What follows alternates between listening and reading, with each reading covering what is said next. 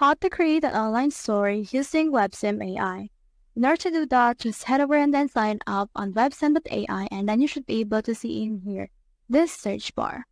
Head over and click on that, and then let's head over and then create an online store selling clothes. So you can also choose in here an actual model that you want to use. So for example, for this case, let's head over and use in here Sora 3.5 and then click on this icon right here in order to send a request for this. So it will only take 10 seconds or less for this particular website to be created. So take note that this website will only serve as a mock-up and an inspiration for your website that you can actually get. So this will serve as an inspiration so you can head over and apply it to your actual website from in here. So as you can see, it has now created our actual website. So you can head over and click on some things right here, and then you should be able to see it loaded right there. So as you see earlier, I have clicked on a product, and when I click on that, it will actually go to the other URL from in there.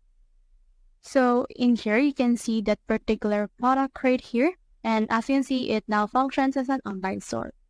So that's how you create an online store using Websim AI. Hope we helped.